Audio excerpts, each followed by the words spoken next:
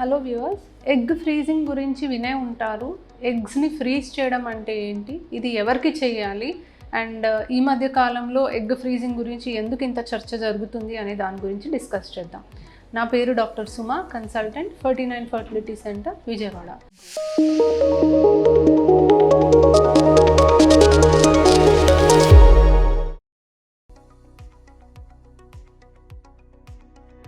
So egg freezing అనే ప్రాసెస్లో మనము ఆడవాళ్ళకి వాళ్ళ ఎగ్స్ని బయటికి తీసి ఫ్రీజ్ చేసి ఉంచుకొని తర్వాత ఏదైనా పాయింట్ ఆఫ్ టైంలో వాళ్ళకి ప్రెగ్నెన్సీ కావాలి అనుకున్నప్పుడు ఆ ఎగ్స్ని వాడడానికి మనకు అవకాశం ఉంటుంది. సో ఈ ఎగ్ ఫ్రీజింగ్ బేసికలీ మనం ఎవరికి సజెస్ట్ చేస్తాము అంటే, ఒకటి యూజువలీ కొంతమంది లేడీస్ కొన్ని కెరియర్ ఓరియంటెడ్ ఇష్యూస్ వల్ల కానీ, వాళ్ళు ఇప్పుడే ప్రెగ్నెన్సీ ప్లాన్ చేసుకోవట్లేదు అని అనుకుంటున్నప్పుడు, ఇప్పుడే మ్యారేజ్ చేసుకోవాలి అని అనుకోవట్లేదు, కొంచెం టైం తీసుకోవాలి అని అనుకుంటున్నారు అన్నప్పుడు వాళ్ళ ఎగ్స్ అనేవి ఫ్రీజ్ చేసుకొని వాళ్ళు ఎప్పుడైతే ప్రెగ్నెన్సీ ప్లాన్ చేసుకుంటున్నారో అప్పుడు వాడడానికి అవకాశం ఉంటుంది. సో దీనివల్ల ఉపయోగం ఏంటి అంటే, ఏజ్ ఎక్కువ అయ్యే కొద్దీ ఎగ్ నంబర్ తగ్గడం అనేది సహజమే. సో ఆడవాళ్ళలో ఎగ్స్ అనేవి క్రమంగా తగ్గుతూ వస్తాయి. అండ్ నార్మల్గా 40 సంవత్సరాలు వచ్చేపాటికి వాళ్ళ బాడీలో ఎగ్స్ 1% మిగులుతాయి. 1 or 2% కంటే ఎక్కువ ఎగ్స్ అనేవి మిగలవు. సో ఈ మధ్య కాలం చాలామంది లేడీస్ 35 ఇయర్స్కి కూడా మ్యారేజ్ చేసుకోవడం అనేది చూస్తూ ఉన్నాము. కొంతమంది మ్యారేజ్ చేసుకున్న వెంటనే ప్రెగ్నెన్సీ ప్లాన్ చేయాలి అని అనుకోరు. సో ఇలాంటి వాళ్ళకి ఎగ్స్ అనేవి ముందుగానే వాళ్ళు తీసి ఫ్రీజ్ చేసుకొని ఉంచుకుంటే, తర్వాత ఎగ్స్ అనేవి బాగా తక్కువ ఉండడం వల్ల ప్రెగ్నెన్సీ రాకపోవడం అనే సమస్య వీళ్ళకి రాకుండా ఉండడానికి అవకాశం ఉంది. దీన్నే మనం సోషల్ ఎగ్ ఫ్రీజింగ్ అని అంటాం.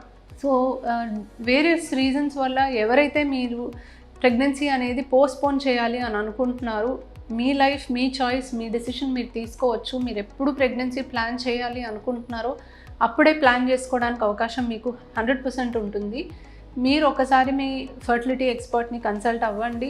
ఎగ్ ఫ్రీజింగ్ ద్వారా మీరు మీ బయాలజికల్ క్లాక్ని మీరు ఆపుకొని మీరు ఎప్పుడు ప్రెగ్నెన్సీకి రెడీగా ఉన్నారో అప్పుడు ప్లాన్ చేయడానికి అవకాశం ఉంది. సో ఈ సోషల్ ఎగ్ ఫ్రీజింగ్ కాకుండా ఈ ఎగ్ ఫ్రీజింగ్ ఇంకెవరికన్నా మనం సజెస్ట్ చేస్తామా? సో కొంతమంది ఈ మధ్యకాలంలో చూస్తున్నాము, తక్కువ వయసులోనే క్యాన్సర్స్ లాంటివి రావడం చూస్తున్నాము. కొంతమందికి కొన్ని ఆటో ఇమ్యూన్ కండిషన్స్ అనేవి చూస్తున్నాము. సో ఇలాంటి కండిషన్స్లో కీమోథెరపీ, రేడియోథెరపీ మనం సజెస్ట్ చేస్తాము. సో ఈ కీమో రేడియోథెరపీ వల్ల ఓవరీస్లో ఎగ్స్ అనేవి తగ్గిపోవడానికి ఎక్కువ అవకాశం ఉంటుంది. ఈ మధ్య క్యాన్సర్కి సంబంధించిన ట్రీట్మెంట్స్ అనేవి బాగా అందుబాటులో ఉంటున్నాయి.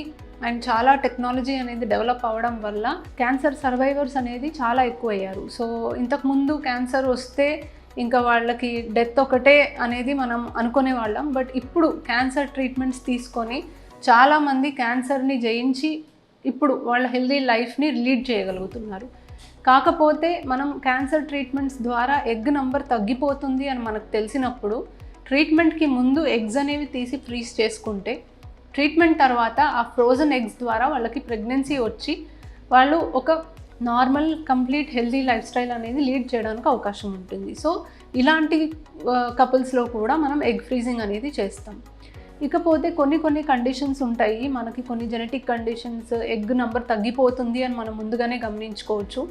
లేదా కొంతమందిలో ఎండోమెట్రియోసిస్ అనే కండిషన్ ఉంటుంది. సో ఎండోమెట్రియోసిస్ అనే కండిషన్ ఒక ప్రోగ్రెసివ్ ప్రాబ్లం.